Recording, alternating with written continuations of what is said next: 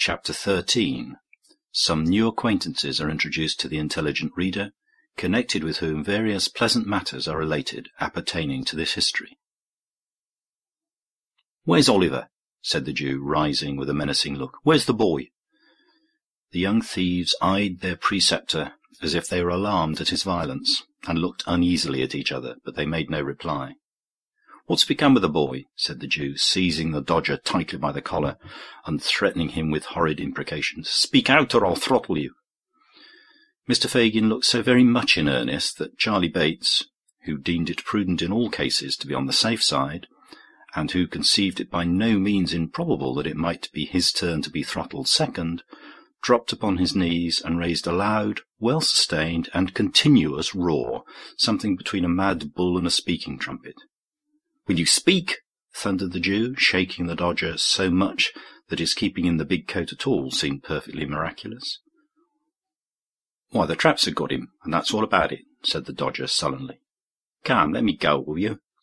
And swinging himself at one jerk clean out of the big coat, which he left in the Jew's hands, the Dodger snatched up the toasting fork and made a pass at the merry old gentleman's waistcoat, which, if it had taken effect, would have let a little more merriment out than could have been easily replaced.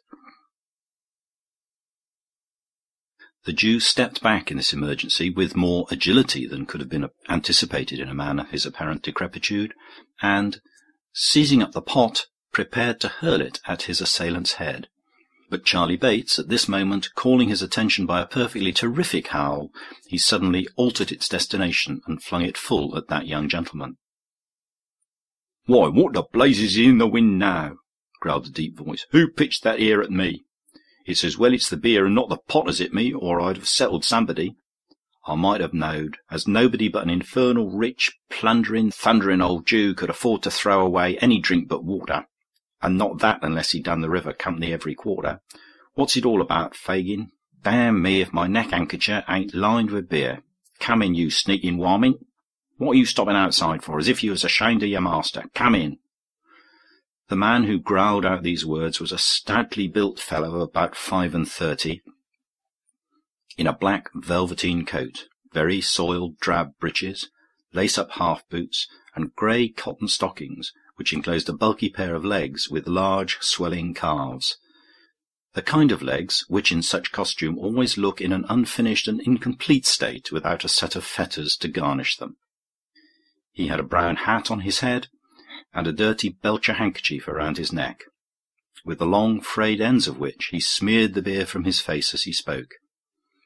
He disclosed, when he had done so, a broad, heavy countenance with a beard of 3 days' growth, and 2 scowling eyes, one of which displayed various parti-coloured symptoms of having been recently damaged by a blow.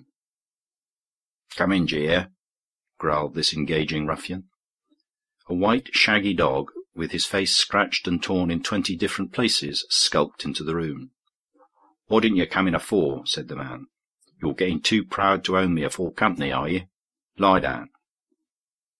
This command was accompanied with a kick, which sent the animal to the other end of the room. He appeared well used to it, however, for he coiled himself up in the corner very quietly, without uttering a sound, and winking his very ill-looking eyes 20 times in a minute, appeared to occupy himself in taking a survey of the apartment. "What are you up to? Ill-treating the boys, you covetous, avaricious, insatiable old fence?" said the man, seating himself deliberately. "I wonder they don't murder you. I would if I was them. If I'd been your prentice, I'd have done it long ago. And no, I couldn't have sold you afterwards, for you're fit for nothing but keeping as a curiosity of ugliness in a glass bottle. And I suppose they don't blow glass bottles large enough." "Hush, hush, Mr. Sykes," said the Jew, trembling. "Don't speak so loud." "None of your mistering," replied the ruffian. "You always mean mischief when you come that. You know my name. Out of it. I shan't disgrace it when the time comes." "Well, well then, Bill Sykes," said the Jew with abject humility. "You seem out of humour, Bill." "Perhaps I am," replied Sykes. "I should think you was rather out of sorts too, unless you mean as little harm when you throw your pewter pots about as you do when you blab and—" "Are you mad?" said the Jew, catching the man by the sleeve and pointing towards the boys. Mr. Sikes contented himself with tying an imaginary knot under his left ear and jerking his head over on the right shoulder, a piece of dumb show which the Jew appeared to understand perfectly. He then, in cant terms, with which his whole conversation was plentifully besprinkled, but which would be quite unintelligible if they were recorded here, demanded a glass of liquor. "And mind you don't poison it," said Mr. Sikes, laying his hand upon the table. This was said in jest, but if the speaker could have seen the evil leer with which the Jew bit his pale lip as he turned round to the cupboard, he might have thought the caution not wholly unnecessary, or the wish, at all events, to improve upon the distiller's ingenuity, not very far from the old gentleman's merry heart. After swallowing 2 or 3 glasses of spirits, Mr. Sikes condescended to take some notice of the young gentleman, which gracious act led to a conversation in which the cause and manner of Oliver's capture were circumstantially detailed, with such alterations and improvements on the truth as to the Dodger appeared most advisable under the circumstances. "I'm afraid," said the Jew, "that he may say something which will get us into trouble." "That's very likely," returned Sikes with a malicious grin. "You're blowed upon, Fagin." "And I'm afraid, you see," added the Jew, speaking as if he had not noticed the interruption, and regarding the other closely as he did so, "I'm afraid that, if the game was up with us, it might be up with a good many more, and that it would come out rather worse for you than it would for me, my dear." The man started and turned round upon the Jew, but the old gentleman's shoulders were shrugged up to his ears, and his eyes were vacantly staring on the opposite wall. The man started and turned round upon the Jew, but the old gentleman's were shrugged up to his ears, and his eyes were vacantly staring on the opposite wall.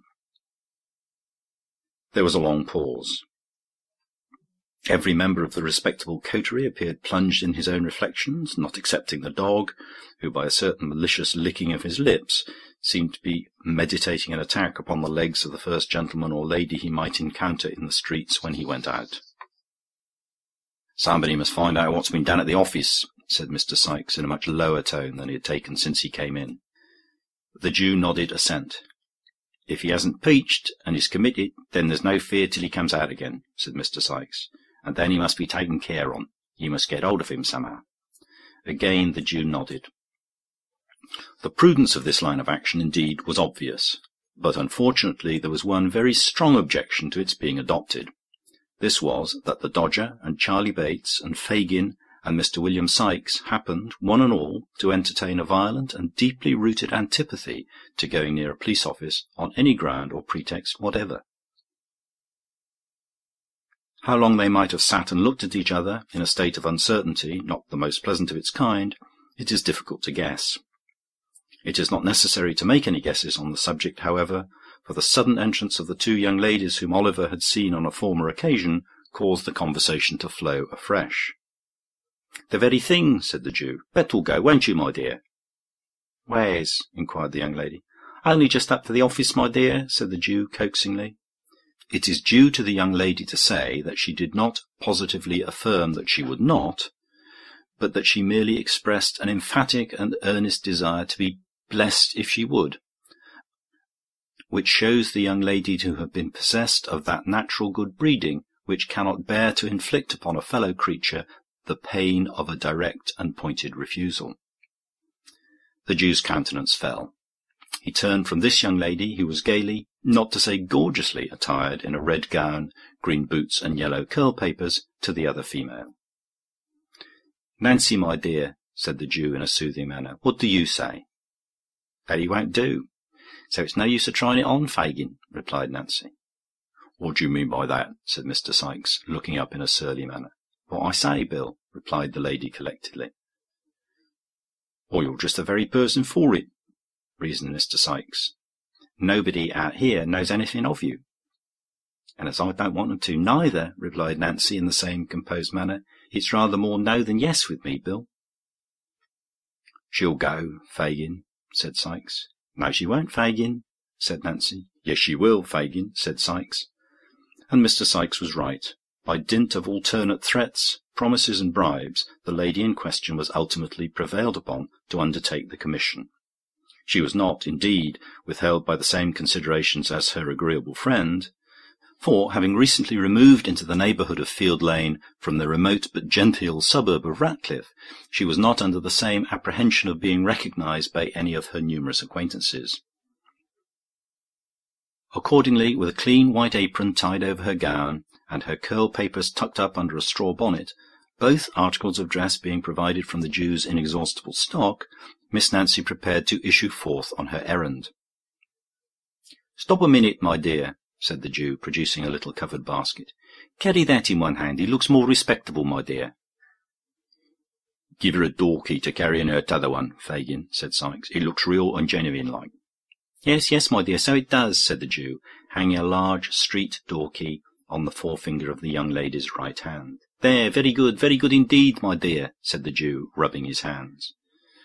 "Ah, my brother, my poor dear, sweet, innocent little brother!" exclaimed Nancy, bursting into tears and wringing the little basket and the street door key in an agony of distress. "What's become of him? Where have they taken him to? Oh, do have pity and tell me what's been done with the dear boy, gentlemen. Do, gentlemen, if you please, gentlemen." Having uttered those words in a most lamentable and heart-broken tone, to the immeasurable delight of her hearers, Miss Nancy paused, winked to the company, nodded smilingly around, and disappeared.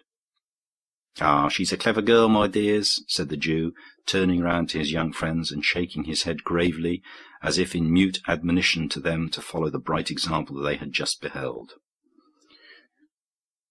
"She's an honour to her sex," said Mr. Sikes, filling his glass and smiting the table with his enormous fist. "Here's her health, and wishing they was all like her." While these and many other encomiums were being passed on the accomplished Nancy, that young lady made the best of her way to the police office, whither, notwithstanding a little natural timidity consequent upon walking through the streets alone and unprotected, she arrived in perfect safety shortly afterwards. Entering by the back way, she tapped softly with the key at one of the cell doors and listened. There was no sound within, so she coughed and listened again. Still there was no reply, so she spoke. "Nolly, dear," murmured Nancy in a gentle voice. "Nolly." There was nobody inside but a miserable, shoeless criminal who had been taken up for playing the flute, and who, the offence against society having been clearly proved, had been very properly committed by Mr. Fang to the House of Correction for 1 month, with the appropriate and amusing remark that since he had so much breath to spare, it would be more wholesomely expended on the treadmill than in a musical instrument.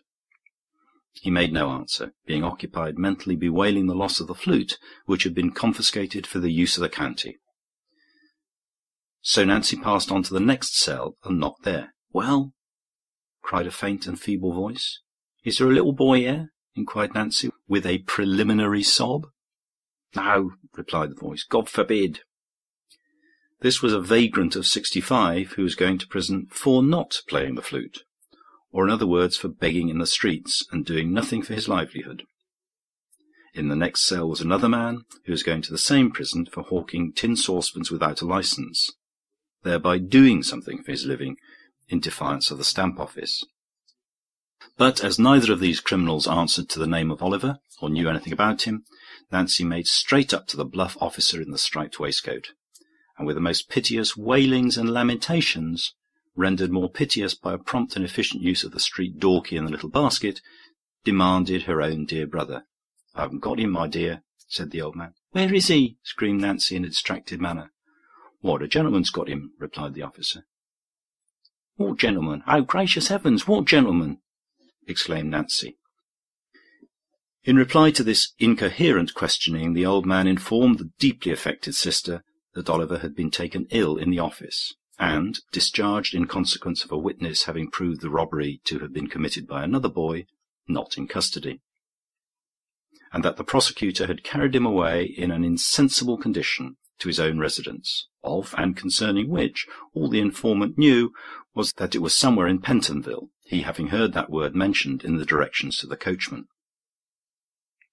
In a dreadful state of doubt and uncertainty, the agonized young woman staggered to the gate, and then, exchanging her faltering walk for a swift run, returned by the most devious and complicated route she could think of to the domicile of the Jew. Mr. Bill Sikes no sooner heard the account of the expedition delivered than he very hastily called up the white dog, and putting on his hat, expeditiously departed, without devoting any time to the formality of wishing the company good morning. "We must know where he is, my dears. He must be found," said the Jew, greatly excited. "Charlie, do nothing but skulk about till you bring home some news of him. Nancy, my dear, I must have him found. I trust you, my dear, to you and the Artful for everything. Stay, stay," added the Jew, unlocking a drawer with a shaking hand. "There's money, my dears. I shall shut up this shop tonight. You'll know where to find me. Don't stop here a minute. Not an instant, my dears." With these words he pushed them from the room, and, carefully double-locking and barring the door behind them, drew from its place of concealment the box which he had unintentionally disclosed to Oliver. Then he hastily proceeded to dispose the watches and jewellery beneath his clothing. A rap on the door startled him in this occupation. "Who's there?" he cried in a shrill tone. "Me," replied the voice of the Dodger through the keyhole. "What now?" cried the Jew impatiently. "Is he to be kidnapped to the other can, Nancy says?" inquired the Dodger. "Yes," replied the Jew.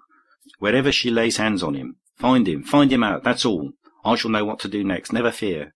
The boy murmured a reply of intelligence and hurried downstairs after his companions. "He's not peached so far," said the Jew as he pursued his occupation. "If he means to blab us among his new friends, we may stop his mouth yet."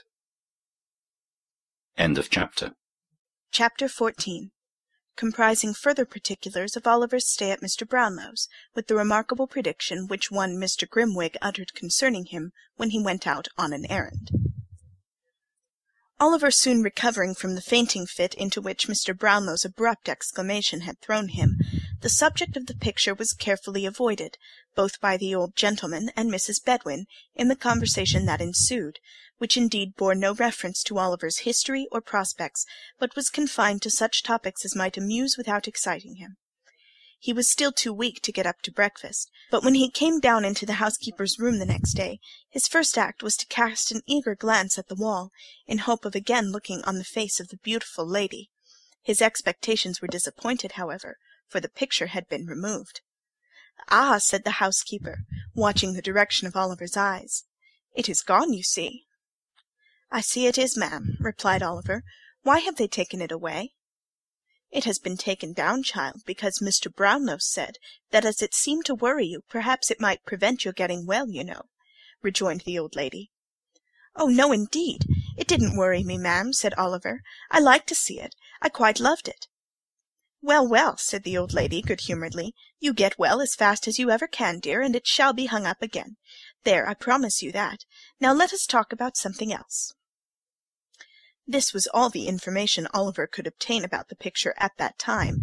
As the old lady had been so kind to him in his illness, he endeavoured to think no more of the subject just then, so he listened attentively to a great many stories she told him about an amiable and handsome daughter of hers, who was married to an amiable and handsome man, and lived in the country, and about a son who was a clerk to a merchant in the West Indies, and who was also such a good young man, and wrote such dutiful letters home 4 times a year, that it brought the tears into her eyes to talk about them.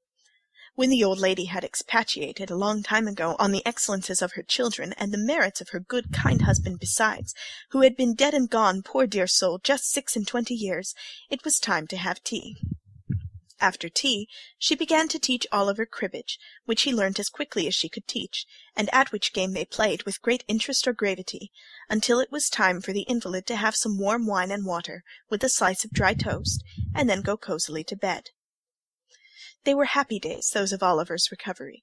Everything was so quiet and neat and orderly, everybody so kind and gentle, that after the noise and turbulence and the midst of which he had always lived, it seemed like heaven itself. He was no sooner strong enough to put his clothes on properly than Mr. Brownlow caused a complete new suit, and a new cap, and a new pair of shoes to be provided for him. As Oliver was told that he might do what he liked with the old clothes, he gave them to a servant, who had been very kind to him, and asked her to sell them to a Jew and keep the money for herself. This she very readily did, and as Oliver looked out of the parlour window, and saw the Jew roll them up in his bag and walk away, he felt quite delighted to think that they were safely gone, and that there was now no possible danger of his ever being able to wear them again. They were sad rags, to tell the truth, and Oliver had never had a new suit before. One evening, about a week after the affair of the picture, as he was sitting talking to Mrs. Bedwin, there came a message from Mr. Brownlow that if Oliver felt pretty well, he should like to see him in his study, and talk to him a little while. "Bless us and save us! Wash your hands, and let me part your hair nicely for you, child," said Mrs. Bedwin. "Dear heart alive! If we'd known he would have asked for you, we would have put you a clean collar on, and made you as smart as sixpence." Oliver did as the old lady bade him, and although she lamented grievously meanwhile that there was not even time to crimp the little frill that bordered his shirt-collar, he looked so delicate and handsome, despite that important personal advantage, that she went so far as to say, looking at him with great complacency from head to foot, that she really didn't think it would have been possible, on the longest notice, to have made much difference in him for the better. Thus encouraged, Oliver tapped at the study door. On Mr. Brownlow calling him to come in, he found himself in a little back room, quite full of books, with a window looking into some pleasant little gardens. There was a table drawn up before the window, at which Mr. Brownlow was seated reading. When he saw Oliver, he pushed the book away from him, and told him to come near the table and sit down. Oliver complied, marvelling whether the people could be found to read such a great number of books as seemed to be written to make the world wiser, which is still a marvel to more experienced people than Oliver Twist, every day of their lives. "There are a good many books, are there not, my boy?" said Mr. Brownlow, observing the curiosity with which Oliver surveyed the shelves that reached from the floor to the ceiling. "A great number, sir," replied Oliver. "I never saw so many." "You shall read them if you behave well," said the old gentleman, kindly, "and you will like that, better than looking at the outsides. That is, in some cases, because there are books of which the backs and covers are by far the best parts." "I suppose they are those large ones, sir," said Oliver, pointing to some large quartos, with a good deal of gilding about the bindings. "Not always those," said the old gentleman, patting Oliver on the head and smiling as he did so. "There are other equally heavy ones, though of a much smaller size. How should you like to grow up a clever man and write books, huh?" "I think I would rather read them, sir," replied Oliver. "What, wouldn't you like to be a book-writer?" said the old gentleman. Oliver considered a little while, and at last he said he should think it would be a much better thing to be a bookseller, upon which the old man laughed heartily, and declared he had said a very good thing, which Oliver felt glad to have done, though he by no means knew what it was. "Well, well," said the old gentleman, composing his features, "don't be afraid. We won't make an author of you, while there's an honest trade to be learnt, or brick-making to turn to." "Thank you, sir," said Oliver. At the earnest manner of his reply, the old gentleman laughed again, and said something about a curious instinct, which Oliver, not understanding, paid no very great attention to. "Now," said Mr. Brownlow, speaking, if possible, in a kinder, but at the same time much more serious manner than Oliver had ever known him to assume yet, "I want you to pay great attention, my boy, to what I am going to say. I shall talk to you without any reserve, because I am sure you are well able to understand me, as many older persons would be." "Oh, don't tell me you are going to send me away, sir, pray!" exclaimed Oliver, alarmed at the serious tone of the old gentleman's commencement. "Don't turn me out of doors to wander in the streets again. Let me stay here and be a servant. Don't send me back to the wretched place I came from. Have mercy on a poor boy, sir." "My dear child," said the old gentleman, moved by the warmth of Oliver's sudden appeal, "you need not be afraid of my deserting you unless you give me cause." "Oh, I never, never will, sir," interposed Oliver. "I hope not," rejoined the old gentleman. "I do not think you ever will.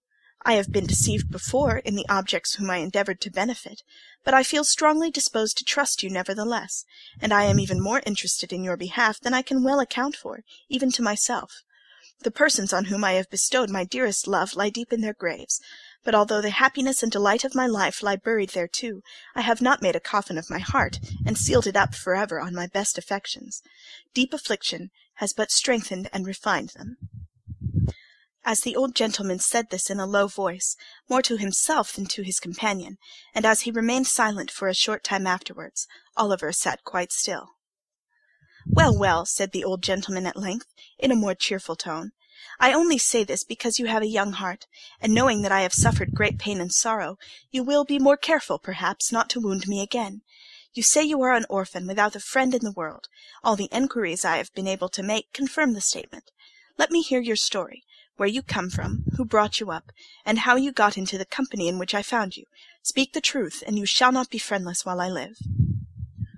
Oliver's sobs checked his utterance for some minutes, When he was on the point of beginning to relate how he had been brought up at the farm and carried to the workhouse by Mr. Bumble, a particularly impatient little double knock was heard at the street door, and the servant, running upstairs, announced Mr. Grimwig. "Is he coming up?" inquired Mr. Brownlow. "Yes, sir," replied the servant. "He asked if there were any muffins in the house, and when I told him yes, he said he had come to tea." Mr. Brownlow smiled, and turning to Oliver, said that Mr. Grimwig was an old friend of his, and he must not mind his being a little rough in his manners, for he was a worthy creature at bottom, as he had reason to know. "Shall I go downstairs, sir?" inquired Oliver. "No," replied Mr. Brownlow. "I would rather you remained here."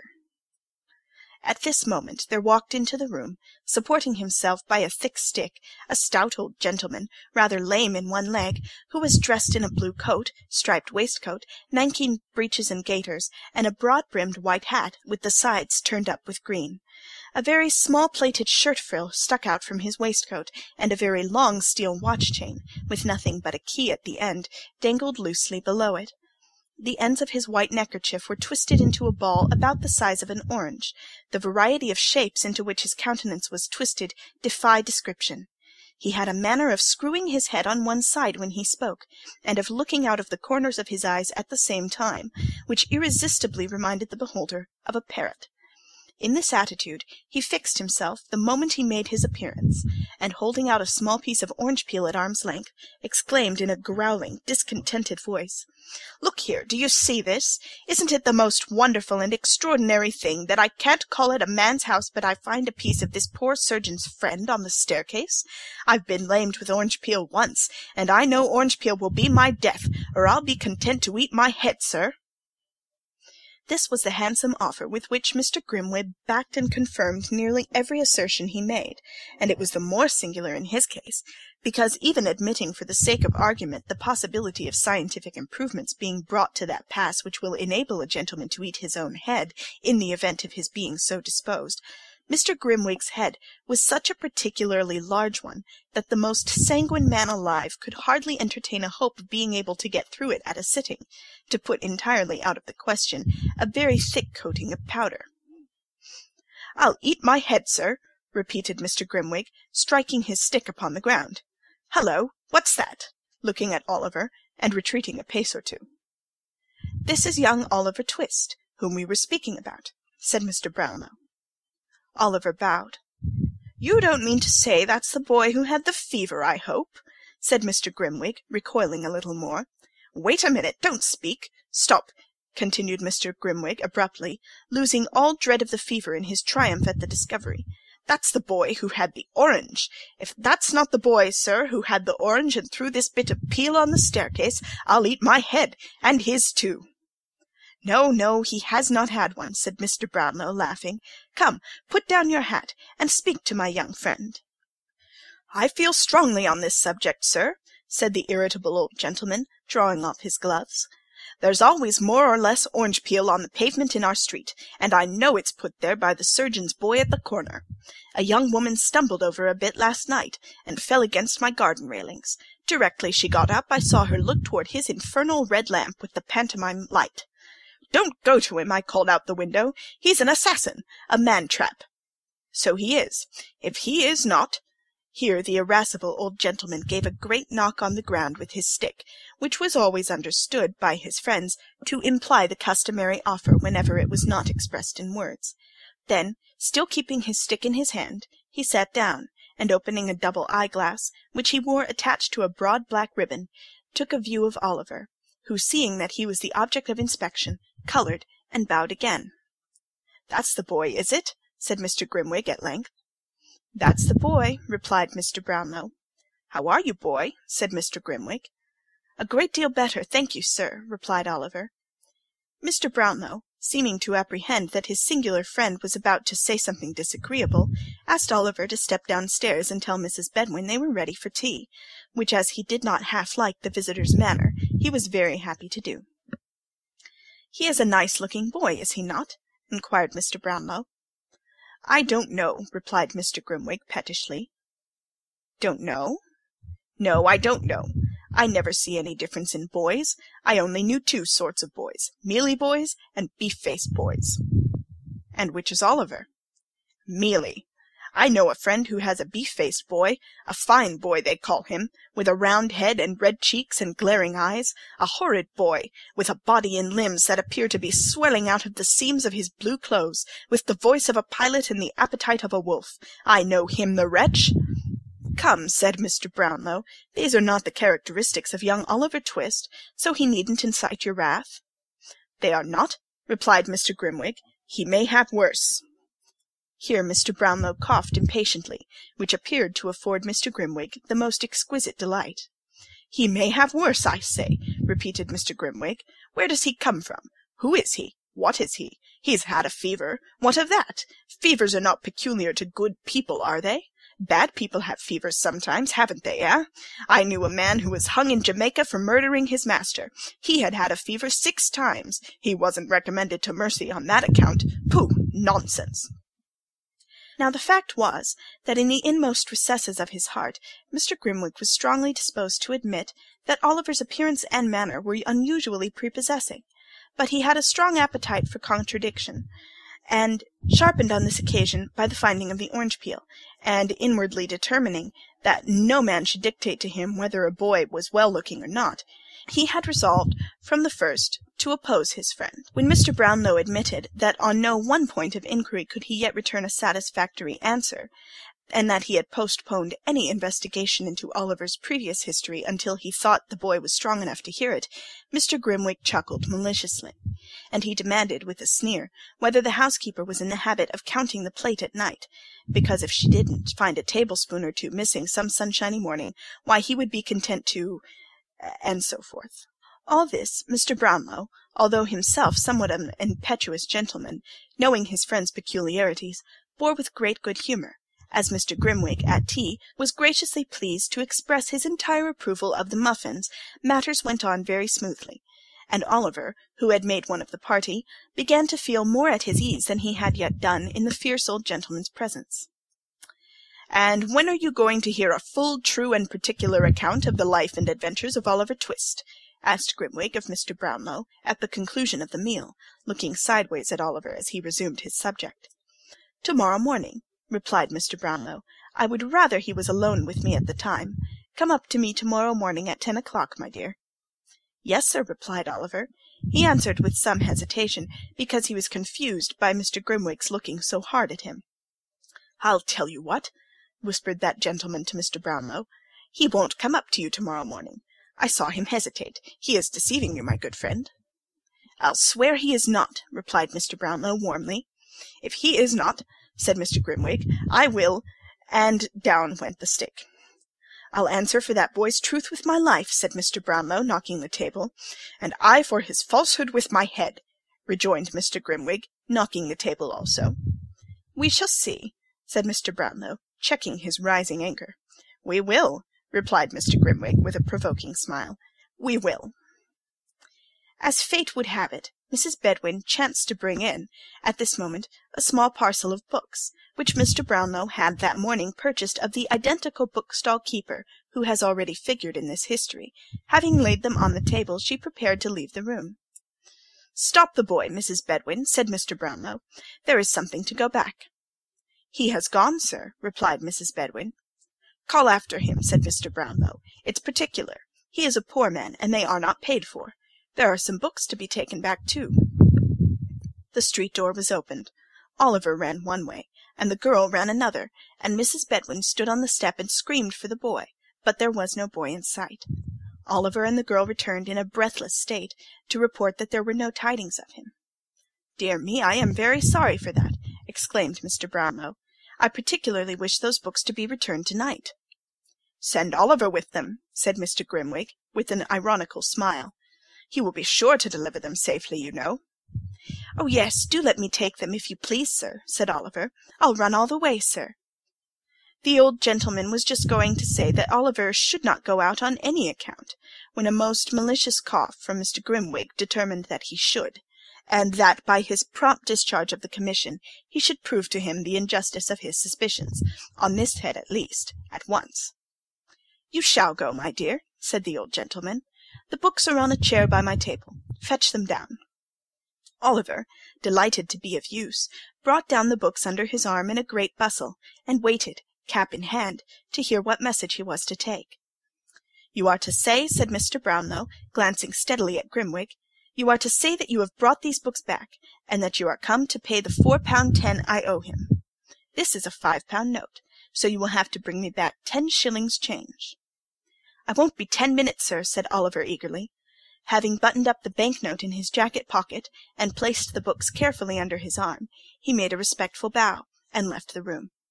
Mrs. Bedwin followed him to the street corner, giving him many directions about the nearest way, and the name of the bookseller, and the name of the street, all of which Oliver said he clearly understood. Having superadded many injunctions to be sure and not take cold, the old lady at length permitted him to depart. "Oh, bless his sweet face," said the old lady, looking after him. "I can't bear somehow to let him go out of my sight." At this moment Oliver looked gaily round, and nodded before he turned the corner. The old lady smilingly returned his salutation, and, closing the door, went back to her own room. "Let me see, he'll be back in 20 minutes at the longest," said Mr. Brownlow, pulling out his watch and placing it on the table. "It will be dark by that time." "Oh, you really expect him to come back, do you?" inquired Mr. Grimwig. "Don't you?" asked Mr. Brownlow, smiling. The spirit of contradiction was strong in Mr. Grimwig's breast at the moment, and it was rendered stronger by his friend's confident smile. "No," he said, smiting the table with his fist, "I do not. The boy has a new suit of clothes on his back, a set of valuable books under his arm, and a £5 note in his pocket. He'll join his old friends the thieves, and laugh at you. If ever that boy returns to this house, sir, I'll eat my head." With these words he drew his chair closer to the table, and there the two friends sat, in silent expectation, with the watch between them.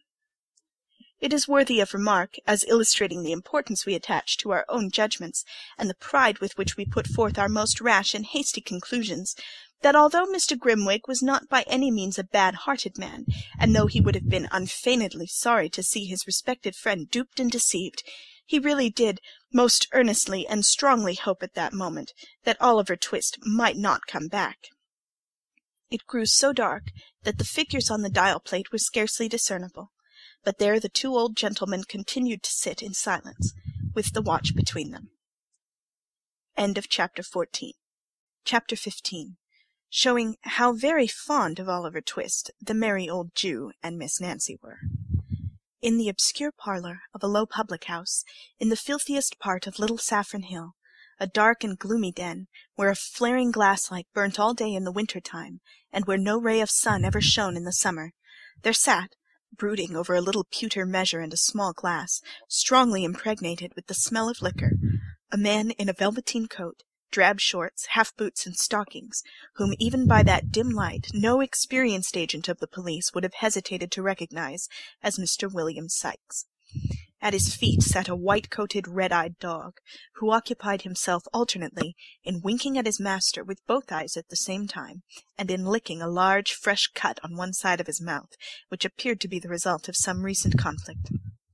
"Oh, keep quiet, you varmint, keep quiet," said Mr. Sikes, suddenly breaking silence, whether his meditations were so intense as to be disturbed by the dog's winking, or whether his feelings were so wrought upon by his reflections that they required all the relief derivable from kicking an unoffending animal to allay them, is a matter for argument and consideration. Whatever was the cause, the effect was a kick and a curse, bestowed upon the dog simultaneously. Dogs are not generally apt to revenge injuries inflicted upon them by their masters, but Mr. Sikes' dog, having faults of temper in common with his owner, and labouring perhaps at this moment under a powerful sense of injury, made no more ado, but at once fixed his teeth in one of the half-boots. Having given in a hearty shake, he retired growling under a form, just escaping the pewter measure which Mr. Sikes levelled at his head. "Oh, you would you?" said Sikes, seizing the poker in one hand, and deliberately opening with the other a large clasp-knife which he drew from his pocket. "Come here, you born devil, come here, do you hear?" The dog no doubt heard, because Mr. Sikes spoke in the very harshest key of a very harsh voice, but appearing to entertain some unaccountable objection to having his throat cut, he remained where he was, and growled more fiercely than before, at the same time grasping the end of the poker between his teeth, and biting at it like a wild beast.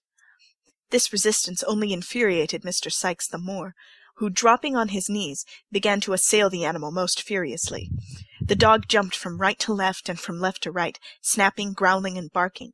The man thrust and swore and struck and blasphemed, and the struggle was reaching a most critical point for one or the other, when the door suddenly opening, the dog darted out, leaving Bill Sikes with the poker and the clasp-knife in his hands. There must always be two parties to a quarrel, says the old adage. Mr. Sikes, being disappointed of the dog's participation, at once transferred his share in the quarrel to the newcomer. "What the devil do you come in between me and my dog for?" said Sikes, with a fierce gesture. "I didn't know, my dear, I didn't know," replied Fagin humbly, for the Jew was the newcomer. "Didn't know, you white-livered thief!" growled Sikes. "Couldn't you hear the noise?" "Not a sound of it, as I'm a living man, Bill," replied the Jew. "Oh, no, you hear nothing, you don't," retorted Sikes with a fierce sneer. "Sneaking in and out, so as nobody hears how you come or go. I wish you'd been the dog, Fagin, half a minute ago." "Why?" inquired the Jew, with a forced smile. "'Cause the government, as cares for the lives of men such as you, as haven't half the pluck of curs, lets a man kill a dog how he likes," replied Sikes, shutting up the knife with a very expressive look. "That's why." The Jew rubbed his hands, and sitting down at the table, affected to laugh at the pleasantry of his friend. He was obviously very ill at ease, however. "Oh, grin away," says Sikes, replacing the poker, and surveying him with savage contempt. "Grin away. You'll never have the laugh at me, though, unless it's behind a nightcap. I've got the upper hand over you, Fagin, and damn me, I'll keep it. There, if I go, you go, so take care of me." "Well, well, my dear," said the Jew, "I know all that. We have a mutual interest, Bill, a mutual interest." "Humph," said Sikes, as if he thought the interest lay rather more on the Jew's side than on his. "Well, what have you got to say to me?" "It's all passed safe through the melting pot," said Fagin, "and this is your share. It's rather more than it ought to be, my dear, but as I know you'll do me a good turn another time, and—" "Stow that gammon," interposed the robber, impatiently. "Where is it? Hand it over." "Yes, yes, Bill, give me time, replied the Jew soothingly. "Here it is, all safe." As he spoke, he drew forth an old cotton handkerchief from his breast, and, untying a large knot in one corner, produced a small brown paper packet. Sikes, snatching it from him, hastily opened it, and proceeded to count the sovereigns it contained. "This is all, is it?" inquired Sikes. "All," replied the Jew. "You haven't opened the parcel and swallowed one or two as you come along, have you?" inquired Sikes suspiciously. "Don't put on an injured look at the question. You've done it many a time," jerked the tinkler. These words, in plain English, conveyed an injunction to ring the bell. It was answered by another Jew, younger than Fagin, but nearly as vile and repulsive in appearance. Bill Sikes merely pointed to the empty measure. The Jew, perfectly understanding the hint, retired to fill it, previously exchanging a remarkable look with Fagin, who raised his eyes for an instant, as if in expectation of it, and shook his head in reply, so slightly that the action would have been almost imperceptible to an observant third person. It was lost upon Sikes, who was stooping at the moment to tie the bootlace which the dog had torn. Possibly, if he had observed the brief interchange of signals, he might have thought it boded no good to him. "Is anybody here, Barney?" inquired Fagin, speaking, now that Sikes was looking on, without raising his eyes from the ground. "Not a show," replied Barney, whose words, whether they came from the heart or not, made their way through the nose. "Nobody?" inquired Fagin, in a tone of surprise, which perhaps might mean that Barney was at liberty to tell the truth. "Nobody but Miss Nancy," replied Barney. "Nancy!" exclaimed Sikes. "Where? Strike me blind, if I don't honour that here girl for her native talents." "She's been having a plate of boiled beef in the bar," replied Barney. "Well, send her here," said Sikes, pouring out a glass of liquor. "Send her here." Barney looked timidly at Fagin, as if for permission. The Jew remaining silent and not lifting his eyes from the ground, he retired, and presently returned, ushering in Nancy, who was decorated with the bonnet, apron, basket, and street-door key complete. "You are on the scent, are you, Nancy?" inquired Sikes, proffering the glass. "Yes, I am, Bill," replied the young lady, disposing of its contents, "and tired enough of it I am, too. The young brat's been ill and confined to the crib, and "Ah, Nancy, dear," said Fagin, looking up. Now whether a peculiar contraction of the Jew's red eyebrows and a half-closing of his deeply set eyes warned Miss Nancy that she was disposed to be too communicative is not a matter of much importance. The fact is, all we need care for here, and the fact is that she suddenly checked herself, and with several gracious smiles upon Mr. Sikes, turned the conversation to other matters. In about 10 minutes' time, Mr. Fagin was seized with a fit of coughing, upon which Nancy pulled her shawl over her shoulders and declared it was time to go. Mr. Sikes, finding that he was walking a short part of the way himself, expressed his intention of accompanying her. They went away together, followed, at a little distance, by the dog, who slunk out of a backyard as soon as his master was out of sight. The Jew thrust his head out of the room door when Sikes had left it, looked after him as we walked up the dark passage, shook his clenched fist, muttered a deep curse, and then with a horrible grin reseated himself at the table, where he was soon deeply absorbed in the interesting pages of the hue and cry. Meanwhile, Oliver Twist, little dreaming that he was within so very short a distance of the merry old gentleman, was on his way to the bookstall. When he got into Clerkenwell, he accidentally turned down a by-street, which was not exactly in his way, but not discovering his mistake until he had got half-way down it, and knowing it must lead in the right direction, he did not think it worth while to turn back, and so marched on, as quickly as he could, with the books under his arm. He was walking along, thinking how happy and contented he ought to feel, and how much he would give for only one look at poor little Dick, who, starved and beaten, might be weeping bitterly at that very moment, when he was startled by a young woman screaming out very loud, "Oh, my dear brother!" And he had hardly looked up to see what the matter was, when he was stopped by having a pair of arms thrown tight around his neck. "Don't!" cried Oliver, struggling. "Let go of me! Who is it? What are you stopping me for?" The only reply to this was a great number of loud lamentations from the young woman who had embraced him, and who had a little basket and a street-door key in her hand. "Oh, my gracious!" said the young woman. "I've found him! Oh, Oliver, Oliver, you naughty boy, to make me suffer such distress on your account! Come home, dear, come! Oh, I've found him! Thank goodness gracious heavens, I've found him!" With these incoherent exclamations, the young woman burst into another fit of crying, and got so dreadfully hysterical that a couple of women who came up at the moment asked a butcher's boy with a shiny head of hair anointed with suet, who was also looking on, whether he didn't think he had better run for the doctor. To which the butcher's boy, who appeared of a lounging, not to say indolent disposition, replied that he thought not. "Oh, no, no, never mind," said the young woman, grasping Oliver's hand. "I'm better now. Come home directly, you cruel boy, come."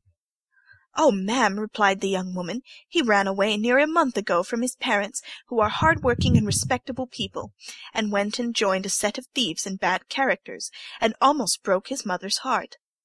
"Young wretch," said one woman. "Go home, do, you little brute," said the other. "I am not," replied Oliver, greatly alarmed. "I don't know her. I haven't any sister, or father, or mother either. I'm an orphan. I live at Pentonville." "Only hear him, how he braves it out!" cried the young woman. "Why, it's Nancy!" exclaimed Oliver, who now saw her face for the first time, and started back in irrepressible astonishment. "You see, he knows me!" cried Nancy, appealing to the bystanders. "He can't help himself. Oh, make him come home, there's good people, or he'll kill his dear mother and father, and break my heart." "What the devil's this?" said a man, bursting out of a beer-shop, with a white dog at his heels. "Young Oliver, come home to your poor mother, you young dog. Come home directly."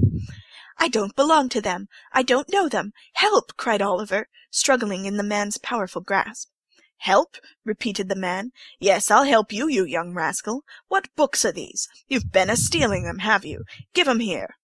With these words, the man tore the volumes from his grasp, and struck him on the head. "That's right," cried a looker-on from a garret window. "That's the only way of bringing him to his senses." "To be sure," cried a sleepy-faced carpenter, casting an approving look at the garret window. "It'll do him good," said the two women. "And he shall have it, too," rejoined the man, administering another blow, and seizing Oliver by the collar. "Come on, you young villain. Here, Bullseye, mind him, boy, mind him."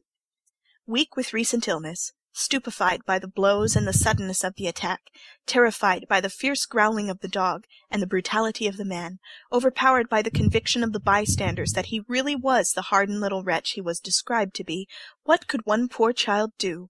Darkness had set in. It was a low neighborhood. No help was near. Resistance was useless. In another moment he was dragged into a labyrinth of dark, narrow courts, and was forced along them at a pace which rendered the few cries he dared to give utterance to unintelligible. It was of little moment, indeed, whether they were unintelligible or not, for there was nobody to care for them, had they been ever so plain. The gas-lamps were lighted. Mrs. Bedwin was waiting anxiously at the open door. The servant had run up the street 20 times to see if there were any traces of Oliver, and still the two old gentlemen sat perseveringly in the dark parlour, with the watch between them. End of Chapter 15. Chapter 16 relates what became of Oliver Twist after he had been claimed by Nancy. The narrow streets and courts at length terminated in a large open space, scattered about which were pens for beasts and other indications of a cattle market. Sikes slackened his pace when they reached the spot, the girl being quite unable to support any longer the rapid rate at which they had hitherto walked. Turning to Oliver, he roughly commanded him to take hold of Nancy's hand. "D'ye hear?" growled Sikes, as Oliver hesitated and looked around. They were in a dark corner quite out of the track of passengers. Oliver saw but too plainly that resistance would be of no avail. He held out his hand, which Nancy clasped tight in hers. "Give me the other," said Sikes, seizing Oliver's unoccupied hand. "Here, Bullseye!" The dog looked up and growled. "See here, boy," said Sikes, putting his other hand to Oliver's throat. "If he ever speaks so soft a word, hold him. D'ye mind?" The dog growled again, and, licking his lips, eyed Oliver as if he were anxious to attach himself to his windpipe without delay. "He's as willing as a Christian. Strike me blind if he isn't," said Sikes, regarding the animal with a kind of grim and ferocious approval. "Now you know what you've got to expect, master, so call away as quick as you like. The dog will soon stop that game. Get on, young un." Bullseye wagged his tail in acknowledgment of this unusually endearing form of speech, and giving vent to another admonitory growl for the benefit of Oliver, led the way onward. It was Smithfield that they were crossing, although it might have been Grosvenor Square for anything Oliver knew to the contrary. The night was dark and foggy. The lights in the shops could scarcely struggle through the heavy mist, which thickened every moment and shrouded the streets and houses in gloom, rendering the strange place still stranger in Oliver's eyes, and making his uncertainty the more dismal and depressing.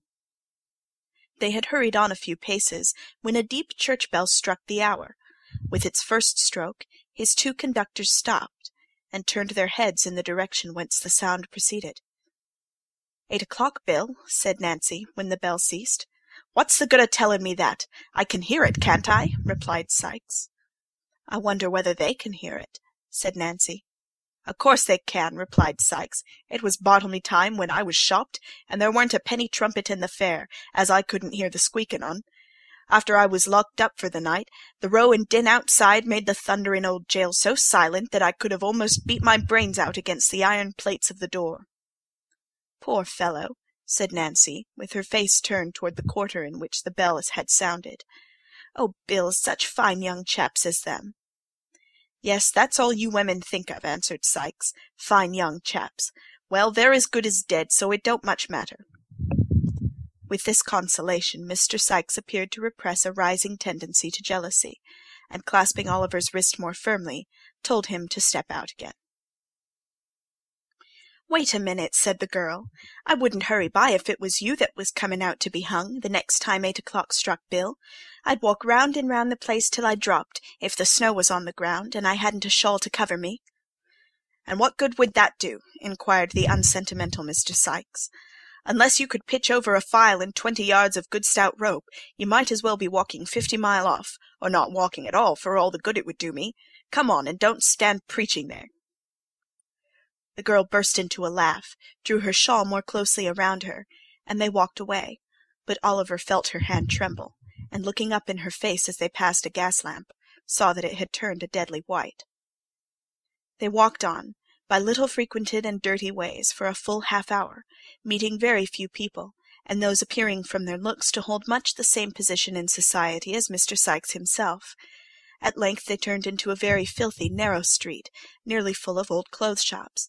The dog running forward, as if conscious that there was no further occasion for his keeping on guard, stopped before the door of a shop that was closed, and apparently untenanted.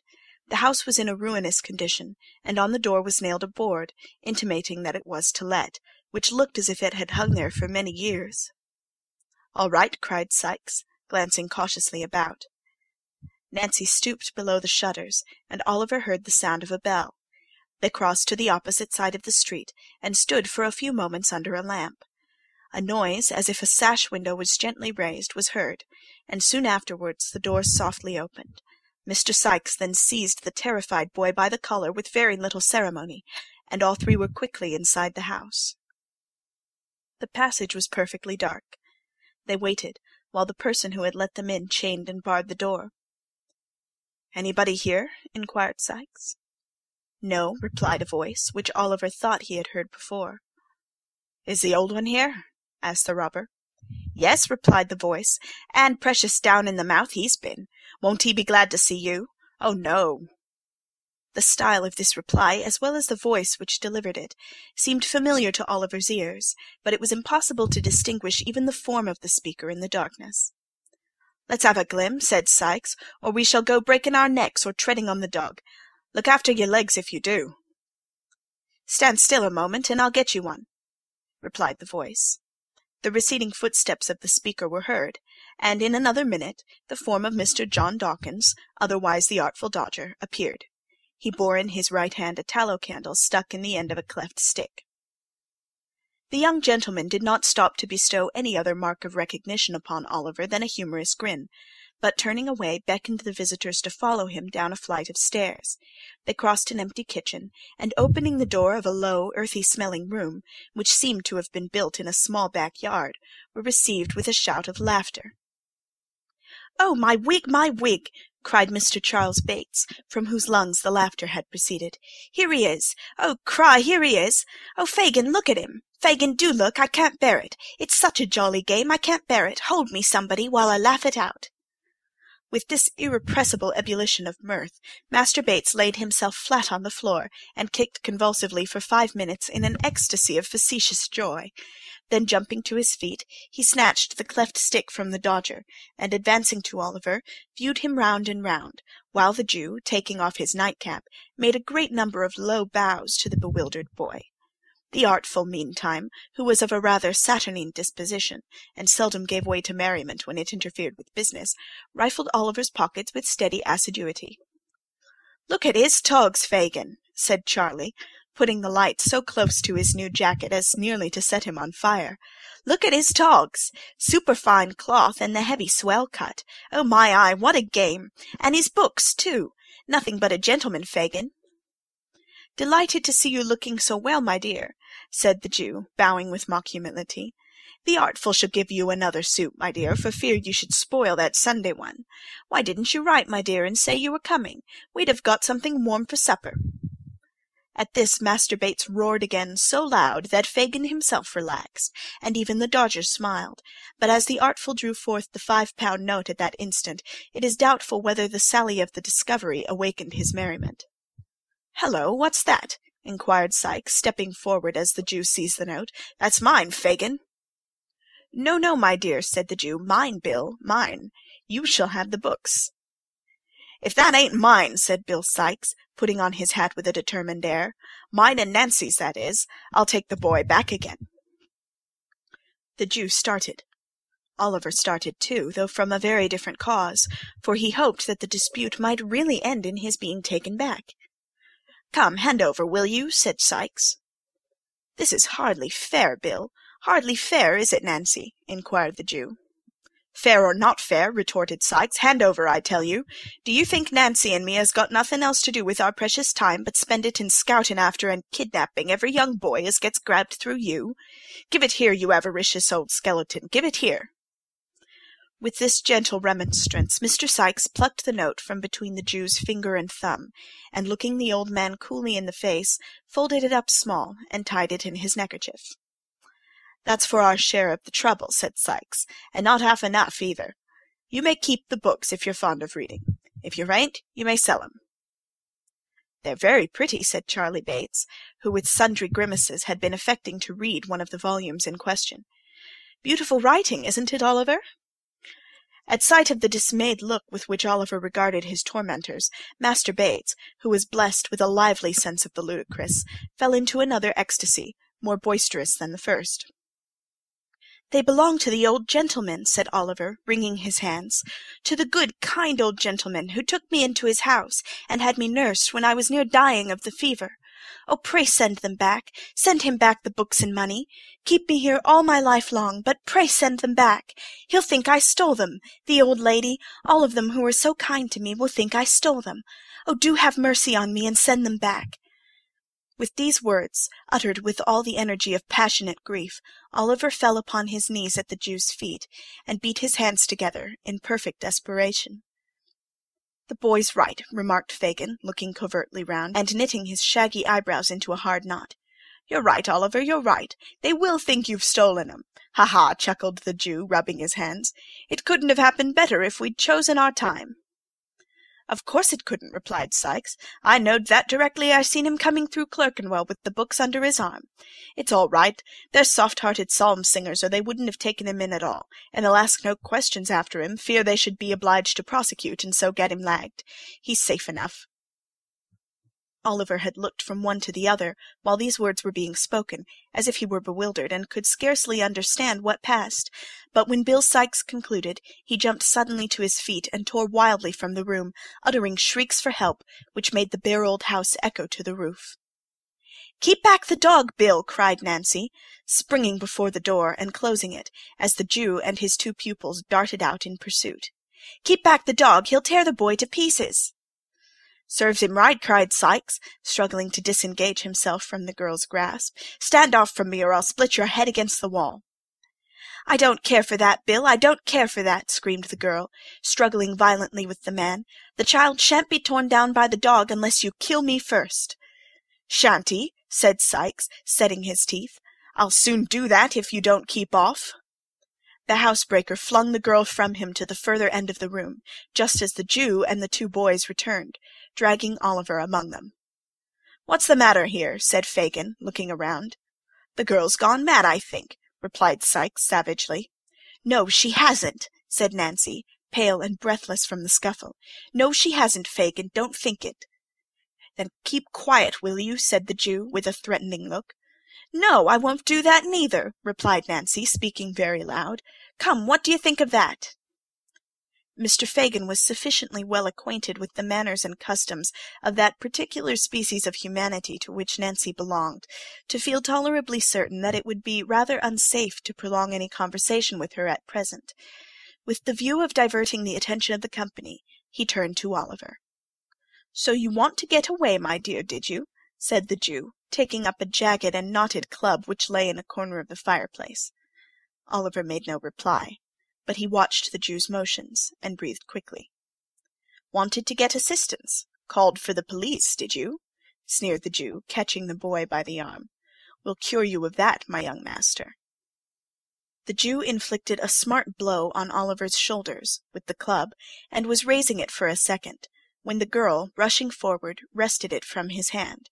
She flung it into the fire with a force that brought some of the glowing coals whirling out into the room. "I won't stand by and see it done, Fagin," cried the girl. "You've got the boy, and what more would you have? Let him be, or I shall put that mark on some of you that will bring me to the gallows before my time." The girl stamped her foot violently on the floor as she vented this threat, and with her lips compressed and her hands clenched, looked alternately at the Jew and the other robber, her face quite colourless from the passion of rage into which she had gradually worked herself. "Why, Nancy," said the Jew, in a soothing tone, after a pause, during which he and Mr. Sikes had stared at one another in a disconcerted manner, "you're more clever than ever tonight. My dear, you are acting beautifully." "Am I?" said the girl. "Take care I don't overdo it. You'll be the worse for it, Fagin, if I do, and so I tell you in good time to keep clear of me." There is something about a roused woman, especially if she add to all her other strong passions the fearless impulses of recklessness and despair, which few men like to provoke. The Jew saw that it would be hopeless to affect any further mistake regarding the reality of Miss Nancy's rage, and shrinking involuntarily back a few paces, cast a glance, half imploring and half cowardly, at Sikes, as if to hint that he was the fittest person to pursue the dialogue. Mr. Sikes, thus mutely appealed to, and possibly feeling his personal pride and influence interested in the immediate reduction of Miss Nancy to reason, gave utterance to about a couple of score of curses and threats, the rapid production of which reflected great credit on the fertility of his invention.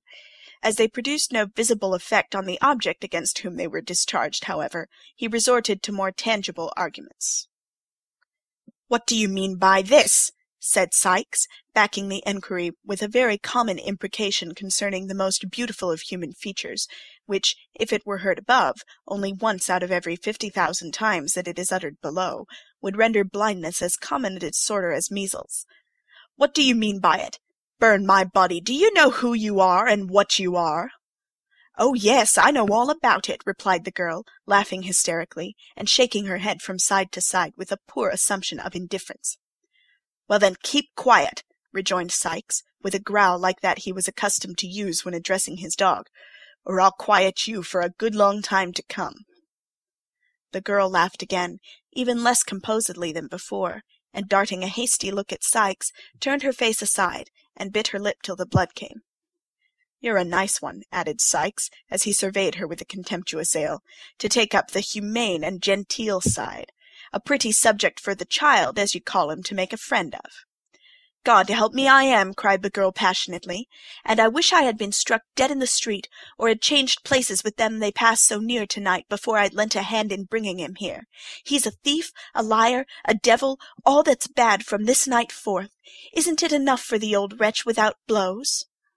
"Come, come, Sikes," said the Jew, appealing to him in a remonstratory tone, and motioning toward the boys, who were eagerly attentive to all that passed. "We must have civil words. Civil words, Bill." "Civil words!" cried the girl, whose passion was frightful to see. "Civil words, you villain! Yes, you deserve them from me. I thieved for you when I was a child not half as old as this," pointing to Oliver. "I have been in the same trade and in the same service for 12 years since. Don't you know it? Speak out, don't you know it?" "Well, well," replied the Jew, with an attempt at pacification, "and if you have, it's your living." "Aye, it is," replied the girl, not speaking, but pouring out the words in one continuous and vehement scream. "It is my living, and the cold, wet, dirty streets are my home, and you're the wretch that drove me to them long ago, and that'll keep me there, day and night, till I die." "I shall do you a mischief," interposed the Jew, goaded by these reproaches, "a mischief worse than that, if you say much more." The girl said nothing more, but tearing her hair and dress in a transport of passion, made such a rush at the Jew as would probably have left signal marks of her revenge upon him, had not her wrists been seized by Sikes at the right moment, upon which she made a few ineffectual struggles, and fainted. "She's all right now," said Sikes, laying her down in a corner. "She's uncommon strong in the arms when she's up in this way." The Jew wiped his forehead and smiled, as if it were a relief to have the disturbance over, but neither he nor Sikes nor the dog nor the boys seemed to consider it in any other light than a common occurrence incidental to business. "It's the worst of having to do with women," said the Jew, replacing his club, "but they're clever, and we can't get on in our line without 'em. Charlie, show Oliver to bed." "I suppose he better not wear his best clothes to-morrow, Fagin, had he?" inquired Charlie Bates. "Certainly not," replied the Jew, reciprocating the grin with which Charlie put the question. Master Bates, apparently much delighted with his commission, took the cleft stick, and led Oliver into an adjacent kitchen, where there were 2 or 3 of the beds on which he had slept before, and here, with many uncontrollable bursts of laughter, he produced the identical old suit of clothes which Oliver had so much congratulated himself upon leaving off at Mr. Brownlow's, and the accidental display of which, to Fagin, by the Jew who purchased them, had been the very first clue received of his whereabouts. "Put off the smart ones," said Charlie, "and I'll give 'em to Fagin to take care of. Oh, what fun it is!" Poor Oliver unwillingly complied. Master Bates, rolling up the new clothes under his arm, departed from the room, leaving Oliver in the dark, and locking the door behind him. The noise of Charlie's laughter, and the voice of Miss Betsy, who opportunely arrived to throw water over her friend and perform other feminine offices for the promotion of her recovery, might have kept many people awake under more happy circumstances than those in which Oliver was placed, but he was sick and weary, and he soon fell sound asleep. End of Chapter 16. Chapter 17. Oliver's destiny continuing unpropitious brings a great man to London to injure his reputation. It is the custom on the stage, in all good murderous melodramas, to present the tragic and the comic scenes in as regular alternation as the layers of red and white in a side of streaky bacon. The hero sinks upon his straw bed, weighed down by fetters and misfortunes. In the next scene, his faithful but unconscious squire regales the audience with a comic song. We behold, with throbbing bosoms, the heroine in the grasp of a proud and ruthless baron, her virtue and her life alike in danger, drawing forth her dagger to preserve the one at the cost of the other.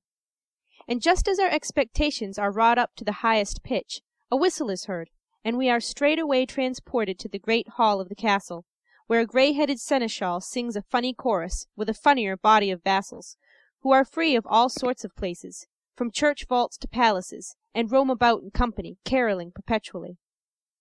Such changes appear absurd, but they are not so unnatural as they would seem at first sight. The transitions in real life from well-spread boards to deathbeds, and from mourning weeds to holiday garments, are not a whit less startling. Only there we are busy actors, instead of passive lookers-on, which makes a vast difference. The actors in the mimic life of the theatre are blind to violent transitions and abrupt impulses of passion or feeling, which, presented before the eyes of mere spectators, are at once condemned as outrageous and preposterous.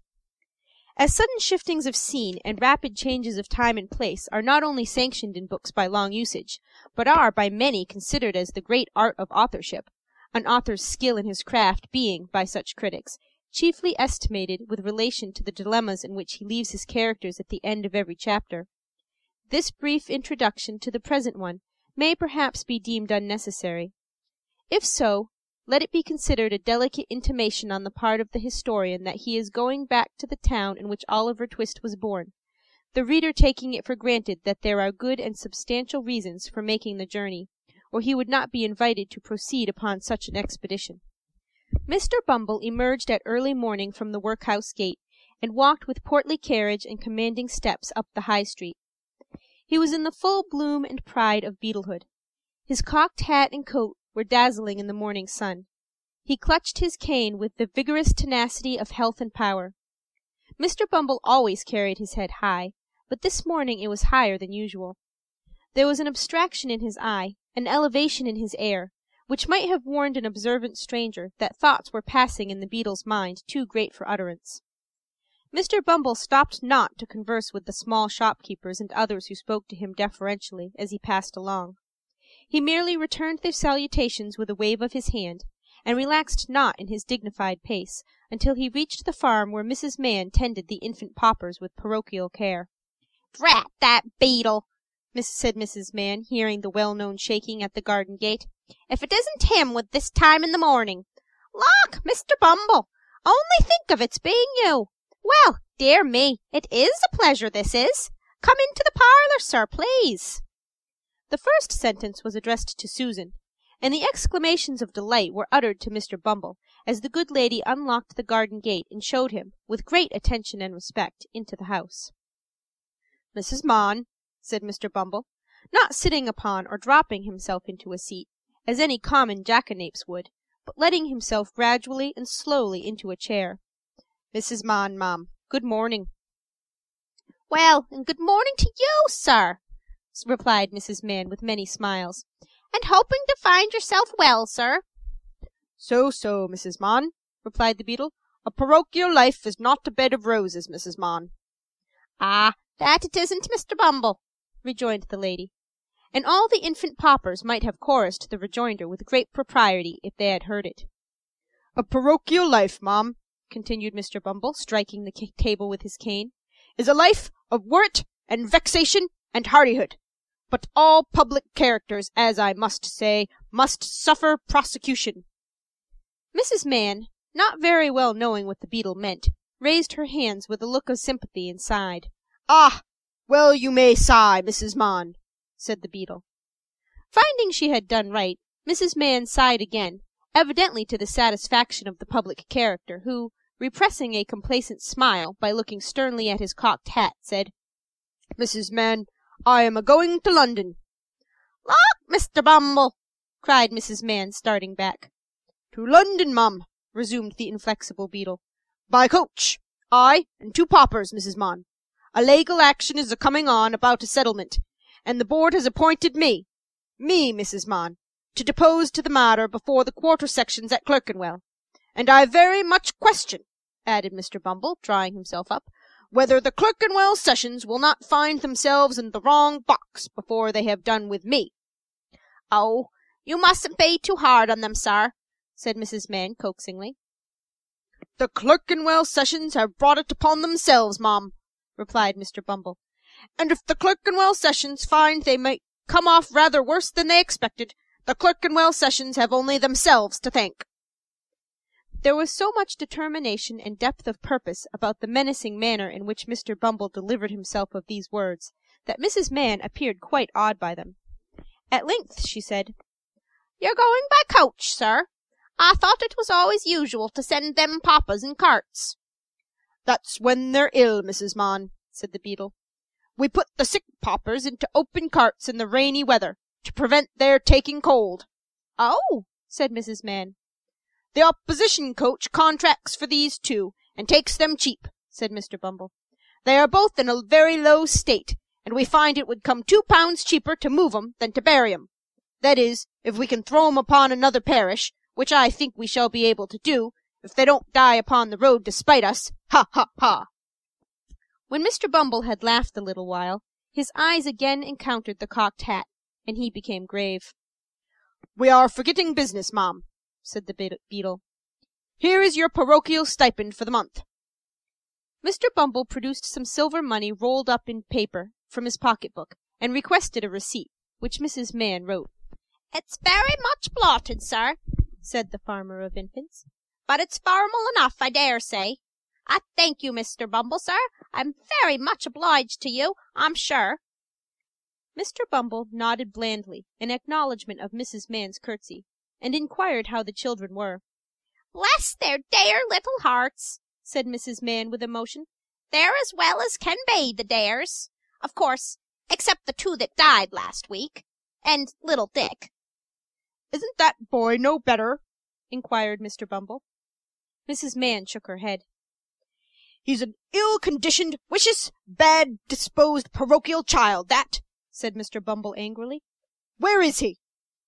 "I'll bring him to you in 1 minute, sir," replied Mrs. Mann. "Here, you, Dick." After some calling, Dick was discovered. Having had his face put under the pump and dried upon Mrs. Mann's gown, he was led into the awful presence of Mr. Bumble, the beetle. The child was pale and thin. His cheeks were sunken, and his eyes large and bright. The scanty parish dress, the livery of his misery, hung loosely on his feeble body, and his young limbs had wasted away like those of an old man. Such was the little being who stood trembling beneath Mr. Bumble's glance, not daring to lift his eyes from the floor, and dreading even to hear the beetle's voice. "Can't you look at the gentleman, you obstinate boy?" said Mrs. Mann. The child meekly raised his eyes, and encountered those of Mr. Bumble. "What's the matter with you, parochial Dick?" inquired Mr. Bumble, with well-timed jocularity. "Nothing, sir," replied the child faintly. "I should think not," said Mrs. Mann, who had of course laughed very much at Mr. Bumble's humor. "You want for nothing, I'm sure." "I should like," faltered the child. "Day," interposed Mrs. Mann. "I suppose you're going to say you do want for something now. Why, you little wretch!" "Stop, Mrs. Mann, stop," said the beetle, raising his hand with a show of authority. "Like what, sir, eh?"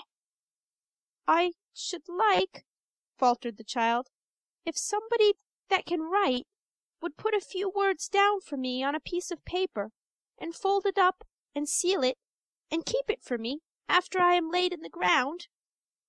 "Why, what does the boy mean?" exclaimed Mr. Bumble, on whom the earnest manner and wan aspect of the child had made some impression, accustomed as he was to such things. "What do you mean, sir?" "I should like," said the child, "to leave my dear love to poor Oliver Twist, and to let him know how often I have sat by myself and cried, to think of his wandering about in the dark nights with nobody to help him. And I should like to tell him," said the child, pressing his small hands together and speaking with great fervor, "that I was glad to die when I was very young, for, perhaps, if I had lived to be a man, and grown old, my little sister, who is in heaven, might forget me, or be unlike me, and it would be so much happier if we were both children there together."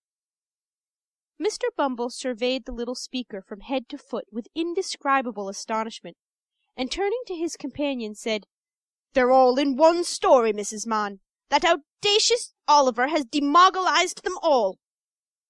"I couldn't believe it, sir," said Mrs. Mann, holding up her hands and looking malignantly at Dick. "I never see such a hardened little wretch." "Take him away, ma'am," said Mr. Bumble imperiously.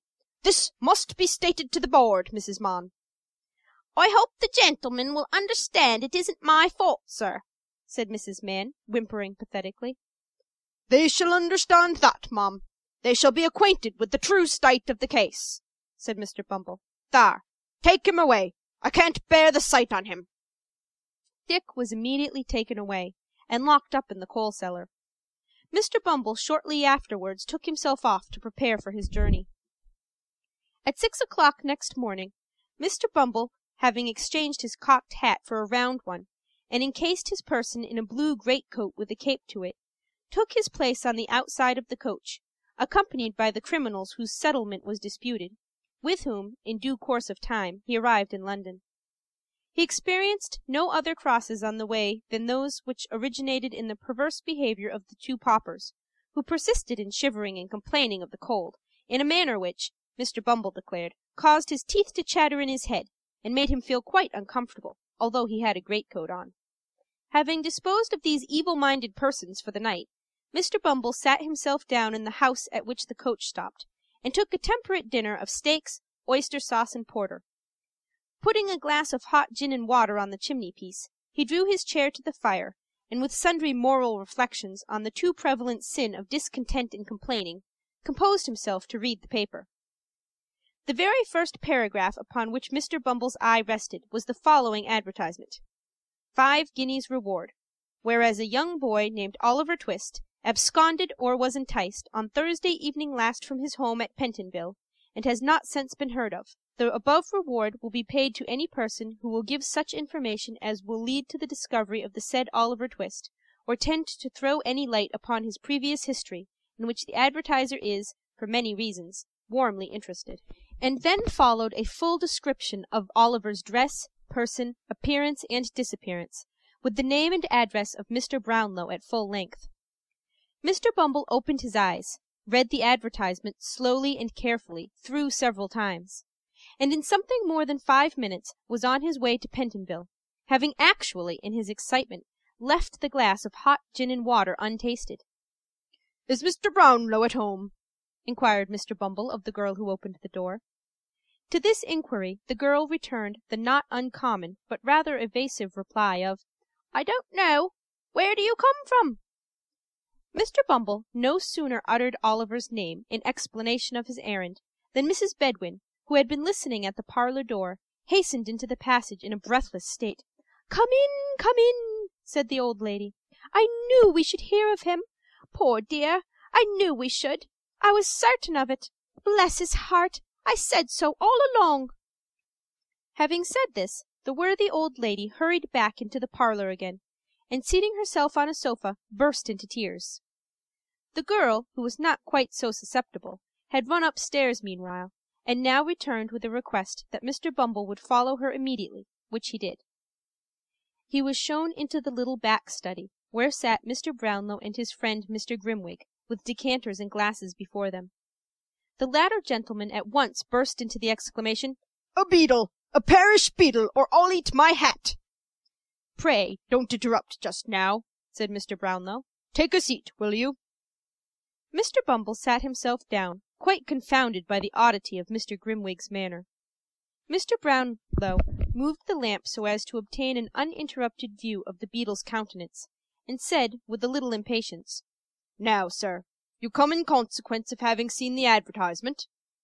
"Yes, sir," said Mr. Bumble. "And you are a beadle, are you not?" inquired Mr. Grimwig. "I am a parochial beadle, gentlemen," rejoined Mr. Bumble proudly. "Of course," observed Mr. Grimwig, aside to his friend. "I knew he was a beadle all over." Mr. Brownlow gently shook his head to impose silence on his friend, and resumed, "Do you know where this poor boy is now?" "No more than nobody," replied Mr. Bumble. "Well, what do you know of him?" inquired the old gentleman. "Speak out, my friend, if you have anything to say. What do you know of him?" "You don't happen to know any good of him, do you?" said Mr. Grimwig, caustically, after an attentive perusal of Mr. Bumble's features. Mr. Bumble, catching at the inquiry very quickly, shook his head with portentous solemnity. "You see," said Mr. Grimwig, looking triumphantly at Mr. Brownlow. Mr. Brownlow looked apprehensively at Mr. Bumble's pursed-up countenance, and requested him to communicate what he knew regarding Oliver in as few words as possible. Mr. Bumble put down his hat, unbuttoned his coat, folded his arms, inclined his head in a retrospective manner, and, after a few moments' reflection, commenced his story. It would be tedious if given in the beadle's words, occupying as it did some 20 minutes in the telling, but the sum and substance of it was, that Oliver was a foundling, born of low and vicious parents, that he had, from his birth, displayed no better qualities than treachery, ingratitude, and malice, that he had terminated his brief career in the place of his birth by making a sanguinary and cowardly attack on an unoffending lad, and running away in the night-time from his master's house. In proof of his really being the person he represented himself, Mr. Bumble laid upon the table the papers he had brought to town. Folding his arms again, he then awaited Mr. Brownlow's observations. "I fear it is all too true," said the old gentleman sorrowfully, after looking over the papers. "This is not much for your intelligence, but I would gladly have given you treble the money if it had been favorable to the boy." It is not improbable that if Mr. Bumble had been possessed of this information at an earlier period of the interview, he might have imparted a very different coloring to his little history. It was too late to do it now, however, so he shook his head gravely, and pocketing the 5 guineas, withdrew. Mr. Brownlow paced the room to and fro for some minutes, evidently so much disturbed by the beadle's tale that even Mr. Grimwig forbore to vex him further. At length he stopped and rang the bell violently. "Mrs. Bedwin," said Mr. Brownlow, when the housekeeper appeared, "that boy Oliver is an impostor." "It can't be, sir. It cannot be," said the old lady energetically. "I tell you he is," retorted the old gentleman. "What do you mean by can't be? We have just heard a full account of him from his birth, and he has been a thorough-paced little villain all his life." "I never will believe it, sir," replied the old lady firmly. "Never." "You old women never believe anything but quack doctors and lying storybooks," growled Mr. Grimwig. "I knew it all along. Why didn't you take my advice in the beginning? You would if he hadn't had a fever, I suppose, eh? He was interesting, wasn't he? Interesting! Bah!" And Mr. Grimwig poked the fire with a flourish. "He was a dear, grateful, gentle child, sir," retorted Mrs. Bedwin indignantly. "I know what children are, sir, and I have done these 40 years, and people can't say the same, shouldn't say anything about them. That's my opinion." This was a hard hit at Mr. Grimwig, who was a bachelor. As it extorted nothing from that gentleman but a smile, the old lady tossed her head and smoothed down her apron preparatory to another speech, when she was stopped by Mr. Brownlow. "Silence!" said the old gentleman, feigning an anger he was far from feeling. "Never let me hear the boy's name again. I rang to tell you that. Never. Never on any pretense, mind. You may leave the room, Mrs. Bedwin. Remember, I am in earnest." There were sad hearts at Mr. Brownlow's that night. Oliver's heart sank within him when he thought of his good, kind friends. It was well for him that he could not know what they had heard, or it might have broken outright. End of chapter 17. Chapter 18. How Oliver passed his time in the improving society of his reputable friends.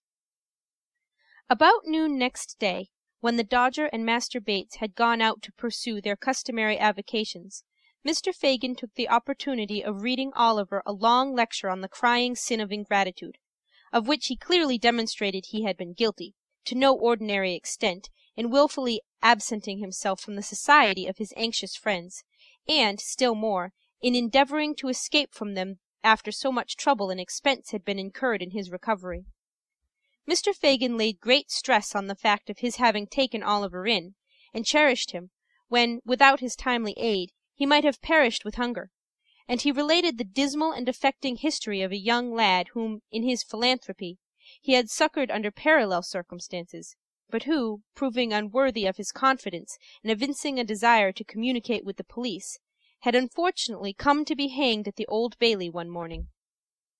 Mr. Fagin did not seek to conceal his share in the catastrophe, but lamented with tears in his eyes that the wrong-headed and treacherous behavior of the young person in question had rendered it necessary that he should become the victim of certain evidence for the Crown, which, if it were not precisely true, was indispensably necessary for the safety of him, Mr. Fagin, and a few select friends. Mr. Fagin concluded by drawing a rather disagreeable picture of the discomforts of hanging, and with great friendliness and politeness of manner expressed his anxious hopes that he might never be obliged to submit Oliver Twist to that unpleasant operation. Little Oliver's blood ran cold as he listened to the Jew's words, and imperfectly comprehended the dark threats conveyed in them. That it was possible even for justice itself to confound the innocent with the guilty when they were in accidental companionship he knew already, and that deeply laid plans for the destruction of inconveniently knowing or over-communicative persons had been really devised or carried out by the old Jew on more occasions than one, he thought by no means unlikely when he recollected the general nature of the altercations between that gentleman and Mr. Sikes, which seemed to bear reference to some foregone conspiracy of the kind. As he glanced timidly up and met the Jew's searching look, he felt that his pale face and trembling limbs were neither unnoticed nor unrelished by that wary old gentleman. The Jew, smiling hideously, patted Oliver on the head, and said that if he kept himself quiet and applied himself to business, he saw they would be very good friends yet. Then, taking his hat and covering himself with an old patched greatcoat, he went out and locked the room door behind him. And so Oliver remained all that day, and for the greater part of many subsequent days, seeing nobody between early morning and midnight, and left during the long hours to commune with his own thoughts, which, never failing to revert to his kind friends and the opinion they must long ago have formed of him, were very sad indeed. After the lapse of a week or so, the Jew left the room door unlocked, and he was at liberty to wander about the house. It was a very dirty place. The rooms upstairs had great high wooden chimney-pieces and large doors, with panelled walls and cornices to the ceilings, which, although they were black with neglect and dust, were ornamented in various ways. From all of these tokens, Oliver concluded that a long time ago, before the old Jew was born, it had belonged to better people, and had perhaps been quite gay and handsome, dismal and dreary as it looked now. Spiders had built their webs in the angles of the walls and ceilings, and sometimes, when Oliver walked softly in a room, the mice would scamper across the floor and run back terrified to their holes. With these exceptions, there was neither sight nor sound of any living thing, and often when it grew dark, and he was tired of wandering from room to room, he would crouch in the corner of the passage by the street door, to be as near living people as he could, and would remain there, listening and counting the hours, until the Jew or the boys returned. In all the rooms the mouldering shutters were fast closed. The bars which held them were screwed tight into the wood. the only light which was admitted stealing its way through round holes at the top, which made the rooms more gloomy and filled them with strange shadows. There was a back garret window, with rusty bars outside, which had no shutter, and out of this Oliver often gazed with a melancholy face for hours together. But nothing was to be descried from it but a confused and crowded mass of housetops, blackened chimneys, and gable ends. Sometimes, indeed, a grisly head might be seen, peering over the parapet wall of a distant house, but it was quickly withdrawn again, and as the window of Oliver's observatory was nailed down, and dimmed with the rain and smoke of years, it was as much as he could do to make out the forms of the different objects beyond, without making any attempt to be seen or heard, which he had as much chance of being as if he had lived inside the ball of St. Paul's Cathedral. One afternoon, the Dodger and Master Bates being engaged out that evening, the first-named young gentleman took it into his head to evince some anxiety regarding the decoration of his person. To do him justice, this was by no means an habitual weakness with him, and with this end and aim he condescendingly commanded Oliver to assist him in his toilet straightway. Oliver was but too glad to make himself useful, too happy to have some faces, however bad, to look upon, too desirous to conciliate those about him when he could honestly do so, to throw any objection in the way of this proposal. So he at once expressed his readiness, and kneeling on the floor while the Dodger sat upon the table so that he could take his foot in his lap, he applied himself to a process which Mr. Dawkins designated as japanning his trotter cases. The phrase, rendered into plain English, signifieth cleaning his boots. Whether it was the sense of freedom and independence which a rational animal may be supposed to feel when he sits on a table in an easy attitude smoking a pipe, swinging one leg carelessly to and fro, and having his boots cleaned all the time, without even the past trouble of having taken them off, or the prospective misery of putting them on, to disturb his reflections, or whether it was the goodness of the tobacco that soothed the feelings of the Dodger, or the mildness of the beer that mollified his thoughts, he was evidently tinctured for the nonce with a spice of romance and enthusiasm foreign to his general nature. He looked down on Oliver with a thoughtful countenance for a brief space, then, raising his head and heaving a gentle sigh, said, half in abstraction and half to Master Bates, "What a pity it is if he isn't a prig!" "Ah," said Master Charles Bates, "he don't know what's good for him." The Dodger sighed again and resumed his pipe, as did Charlie Bates. They both smoked for some seconds in silence. "I think I know that," replied Oliver, looking up. "It's a You're one, are you not?" inquired Oliver, checking himself. "I am," replied the Dodger. "I'd scorn to be anything else." Mr. Dawkins gave his hat a ferocious cock after delivering this sentiment, and looked at Master Bates as if to denote that he would feel obliged by his saying anything to the contrary. "I am," repeated the Dodger. "So's Charlie. So's Fagin. So's Sykes. So's Nancy. So's Bet. So we all are, down to the dog, and he's the downiest one of the lot." "And the least giving to preaching," added Charlie Bates. "He wouldn't so much as bark in a witness box for fear of committing himself. No, not if you tied him up in one and left him there without wittles for a fortnight," said the Dodger. "Not a bit of it," observed Charlie. "He's a rum dog. Don't he look fierce at any strange cove that laughs or sings when he's in company?" pursued the Dodger. "Won't he growl at all when he hears a fiddle playing? And don't he hate other dogs as ain't of his breed? Oh, no." "He's an out-and-out Christian," said Charlie. This was merely intended as a tribute to the animal's abilities, but it was an appropriate remark in another sense, if Master Bates had only known it. For there are a good many ladies and gentlemen, claiming to be out-and-out Christians, between whom and Mr. Sykes' dog there exist strong and singular points of resemblance. "Well, well," said the Dodger, recurring to the point from which they had strayed, with that mindfulness of his profession which influenced all his proceedings. "This hasn't got anything to do with young Grain here." "No more it has," said Charlie. "Why don't you put yourself under Fagin, Oliver?" "And make your fortune out of hand," added the Dodger, with a grin. "And so be able to retire on your next property, and do the genteel as I mean to in the very next leap year, but 'fore that ever comes, and the 42nd Tuesday in Trinity week," said Charlie Bates. I don't like it, rejoined Oliver timidly. I wish they would let me go. I would rather go. And Fagin would rather not, rejoined Charlie.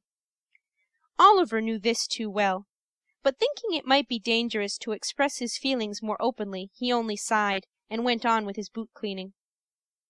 Go? Exclaimed the Dodger. Why, where's your spirit? Don't you take any pride out of yourself? Would you go and be dependent on your friends? Oh, blow that, said Master Bates, drawing 2 or 3 silk handkerchiefs from his pocket and tossing them into a cupboard. That's too mean, that is. I couldn't do it, said the Dodger, with an air of haughty disgust. You can leave your friends, though, said Oliver with a half-smile, and let them be punished for what you did. That, rejoined the Dodger, with a wave of his pipe, that was all out of consideration for Fagin, 'cause the traps know that we work together, and he might have got in trouble if we hadn't made our lucky. That was the move, wasn't it, Charlie?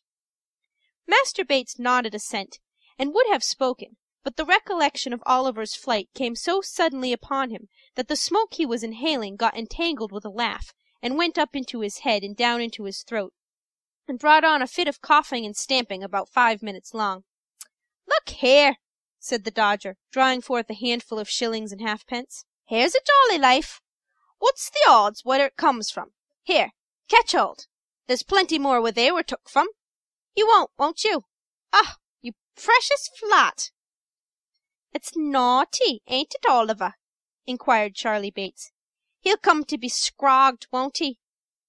I don't know what that means, replied Oliver.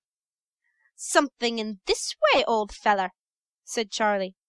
As he said it, Master Bates caught up an end of his neckerchief, and, holding it erect in the air, dropped his head on his shoulder and jerked a curious sound through his teeth, thereby indicating by a lively pantomimic representation that scragging and hanging were one and the same thing. That's what it means, said Charlie. Look how he stares, Jack. I never did see such prime company as 'ere boy. He'll be the death of me, I know he will. Master Charlie Bates, having laughed heartily again, resumed his pipe with tears in his eyes. You've been brought up bad, said the Dodger, surveying his boots with much satisfaction when Oliver had polished them. Fagin will make something of you, though, or you'll be the first he ever had that turned out unprofitable. You'd better begin at once, for you'll come to the trade long before you think of it, and you're only losing time, Oliver. Master Bates backed this advice with sundry moral admonitions of his own, which being exhausted, he and his friend Mr. Dawkins launched into a glowing description of the numerous pleasures incidental to the life they led, interspersed with a variety of hints to Oliver that the best thing he could do would be to secure Fagin's favor without more delay, by the means which they themselves had employed to gain it. And always put this in your pipe, Nolly, said the Dodger, as the Jew was heard unlocking the door above, if you don't take foggles and tickers. What's the good of talking in that way? Interposed Master Bates. He don't know what you mean. If you don't take pocket handkerchers and watches, said the Dodger, reducing his conversation to the level of Oliver's capacity, some other cove will, so that the coves that lose 'em will be all the worse, and you'll be all the worse too, and nobody a ha'porth the better, except the chap what gots them, and you've just as good a right to them as they have. To be sure, said the Jew, who had entered unseen by Oliver. It all lies in a nutshell, my dear. In a nutshell. Take the Dodger's word for it. Ha ha. He understands the catechism of his trade. The old man rubbed his hands gleefully together as he corroborated the Dodger's reasoning in these terms, and chuckled with delight at his pupil's proficiency. The conversation proceeded no farther at this time, for the Jew had returned home accompanied by Miss Betsy and a gentleman whom Oliver had seen before, but who was accosted by the Dodger as Tom Chitling, and who, having lingered on the stairs to exchange a few gallantries with the lady, now made his appearance. Mr. Chitling was older in years than the Dodger, having perhaps numbered 18 winters. But there was a degree of deference in his deportment toward that young gentleman which seemed to indicate that he felt himself conscious of a slight inferiority in point of genius and professional acquirements. He had small, twinkling eyes and a pock-marked face, wore a fur cap, a dark corduroy jacket, greasy fustian trousers, and an apron. His wardrobe was, in truth, rather out of repair, but he excused himself to the company by stating that his time was only out an hour before, and that, in consequence of having worn the regimentals for 6 weeks past, he had not been able to bestow any attention on his private clothes. Mr. Chitling added, with strong remarks of irritation, that the new way of fumigating clothes up yonder was infernal unconstitutional, for it had burnt holes in them, and there was no remedy against the county. The same remark he considered to apply to the regulation mode of cutting the hair, which he held to be decidedly unlawful. Mr. Chitling wound up his observations by stating that he had not touched a drop of anything for 42 mortal, long, hard-working days, and that he wished he might be busted if he warn't as dry as a lime-basket. "Where do you think the gentleman come from, Oliver?" inquired the Jew with a grin, as the other boys put a bottle of spirits on the table. I don't know, sir," replied Oliver. "Who's that?" inquired Tom Chitling, casting a contemptuous look at Oliver. "A young friend of mine, my dear," replied the Jew. "He's in luck, then," said the young man, with a meaning look at Fagin. "Never mind where I come from, young'un. You'll find your way there soon enough, I'll bet a crown." At this sally the boys laughed. After some jokes on the same subject, they exchanged a few short whispers with Fagin and withdrew. After some words apart between the last comer and Fagin, they drew their chairs towards the fire, and the Jew, telling Oliver to come and sit by him, led the conversation to the topics most calculated to interest his hearers. These were the great advantages of the trade, the proficiency of the Dodger, the amiability of Charley Bates, and the liberality of the Jew himself. At length these subjects displayed signs of being thoroughly exhausted, and Mr. Chitling did the same, for the house of correction becomes fatiguing after a week or two. Miss Betsy accordingly withdrew, and left the party to their repose. From this day Oliver was seldom left alone, but was placed in almost constant communication with the two boys, who played the old game with the Jew every day. Whether for their own improvement or Oliver's, Mr. Fagin best knew. At other times the old man would tell them stories of robberies he had committed in his younger days, mixed up with so much that was droll and curious, that Oliver could not help laughing heartily, and showing that he was amused in spite of all his better feelings. In short, the wily old Jew had the boy in his toils. Having prepared his mind, by solitude and gloom, to prefer any society to the companionship of his own sad thoughts in such a dreary place, he was now slowly instilling into his soul the poison which he hoped would blacken it and change its hue for ever. End of chapter 18.